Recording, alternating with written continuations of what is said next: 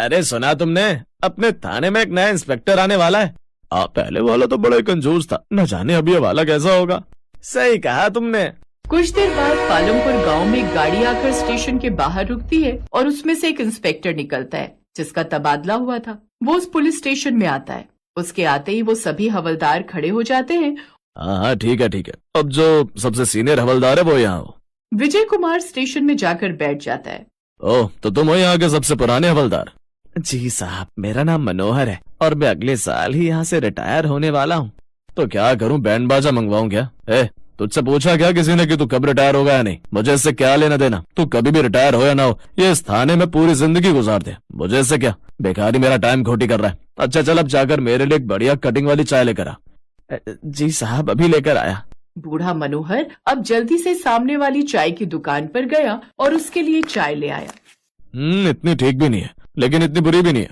अच्छा ये बता मनोहर, तुझे मेरे बारे में क्या क्या पता है? सर वो अरे क्या हुआ, तू डर क्यों रहा है?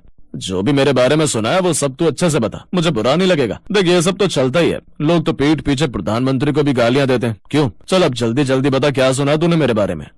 वो साहब, यही कि आप रिश्वत लेने में माहिर हैं। रिश्वत के लिए तो आप झूठे को सच्चा और सच्चे को झूठा बना सकते हैं।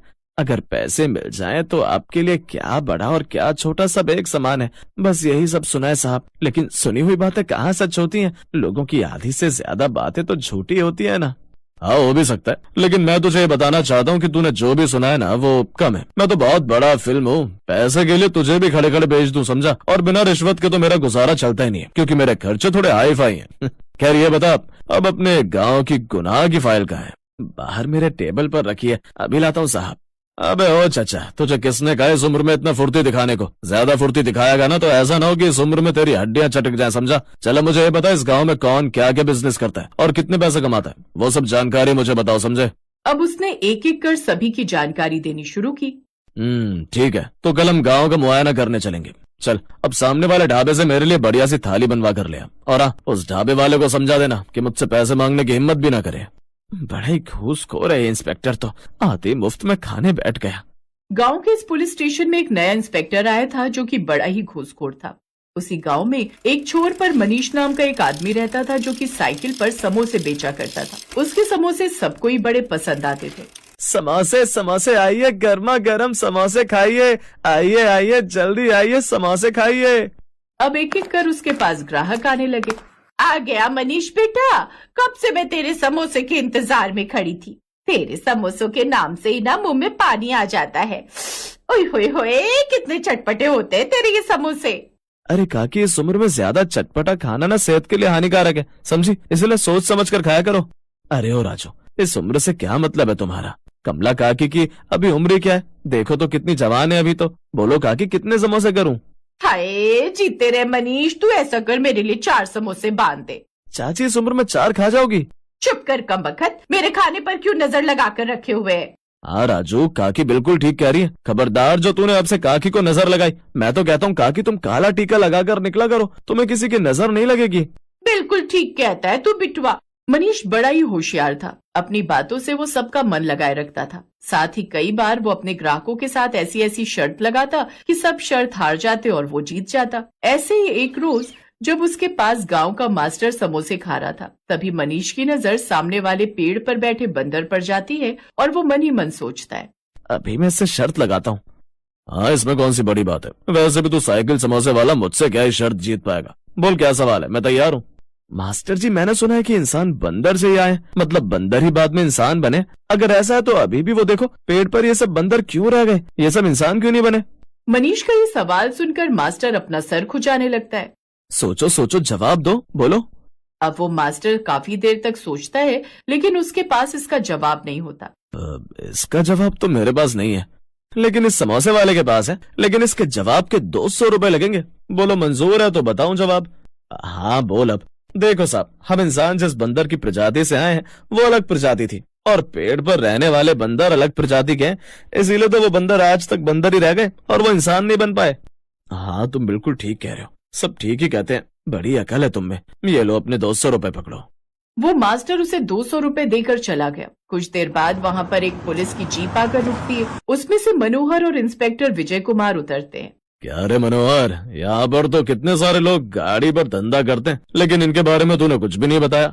साहब ये लोग तो छोटे मोटे धंधा करने वाले हैं, इसीलिए आपको इनके बारे में कुछ भी नहीं बताया। फालतू की बात मत कर। छोटे धंधे वाले हैं तो क्या हुआ, बड़े धंधे वाले हुए तो क्या हुआ, मुझे तो बस पैसों से मतलब है। अच्छा वैसे एक बात कहूँ साहब, यहाँ एक बार को आपको बाकी सब लोग पैसे दे भी सकते हैं, लेकिन वो है ना वहाँ, वो उसका नाम मनीष है, समोसे बेचता है साइकिल पर, दिमाग का बड़ा शातिर है वो, आपको बातों में ऐसा उलझा लेगा कि आपको पैसे ही नहीं देगा। अरे ऐसे छोटे मोटे लोगों को मैंने बहुत देखा है, इसको तो मैं चुटकी बजाकर सीधा कर दूं। चल मेरे साथ और देख मेरा रुतबा। फिर कुछ देर बाद, अरे ओ, तूने यहाँ पर अपनी गाड़ी क्यों लगाई है? अगर तूने यहाँ गाड़ी लगाई ना तो तुझे रिश्वत देनी पड़ेगी, मुझे समझा? रिश्वत? अच्छा एक बात बताओ साहब, आप सच में पढ़ाई करके पुलिस में भर्ती हुए हो ना? क्या बोला?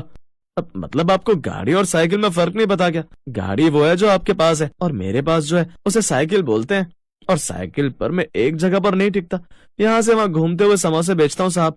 तो आप ही बताओ, जब मेरा कोई ठिकाना ही नहीं है तो फिर मैं किस बात के आपको पैसे दूं, बताओ? मेरे सामने नए ज्यादा चालाकी दिखाने की जरूरत नहीं है, समझा? अरे नहीं साहब, मैं ठहरा एक समोसे वाला और आप एक इंस्पेक्टर साहब, तो आप ही बताइए कि कैसे मैं आपका मुकाबला कर सकता हूँ। वैसे ये बताइए कि मैं आपसे शर्त लगाऊं तो आप जीत गए तो जितना पैसा मांगूंगा उतना दोगे, और अगर आप हार गए तो आप कभी किसी से रिश्वत मत लेना यहाँ पे। बोलो मंजूर है? ये सुनकर मनोहर कहता है, नहीं साहब, आप इसकी बातों में मत आइए, ये आपको अपनी बातों में फिर उलझा रहा है, आप शर्त मत लगाइए। अरे चुप कर, मैं इंस्पेक्टर विजय कुमार हूँ और मैं यूं ही हार नहीं मान सकता, समझा? ठीक है, मैं शर्त के लिए तैयार हूँ, लेकिन करना क्या है वो मैं डिसाइड करूंगा। अब सुन, कल तुम साइकिल पर घूमते हुए समोसे बेचोगे, लेकिन वो समोसे साइकिल पर नहीं होने चाहिए, और जब किसी ने रोका तभी वहीं रुककर तुम समोसे दोगे, लेकिन अपने हाथों से नहीं दोगे और ना ही अपने हाथों से पैसे लोगे। बोलो मंजूर है? ठीक है, मुझे मंजूर है। अब वो अगले दिन फिर से साइकिल पर चलते हुए समोसे बेचने आता है, लेकिन इस बार समोसे टोकरी में होते हैं और टोकरी उसके सर पर। एक हाथ से वो साइकिल चला रहा था और एक हाथ से उसने टोकरी पकड़ी हुई। गर्मा गर्म समोसे ले लो। मनीष भैया, मुझे भी समोसे देते जाइए। हाँ हाँ बहन। मनीष साइकिल रोकता है और एक पेड़ की छांव में बैठ जाता है। अब समोसा अपने हाथों से लेकर ये पैसे मेरी जेब में डाल दीजिए। इसी तरह सभी ग्राहक उसके पास आते हैं और खुद समोसा टोकरी से उठाकर पैसे उसकी जेब में डालते हैं, जिससे वो अपनी शर्त जीत जाता है।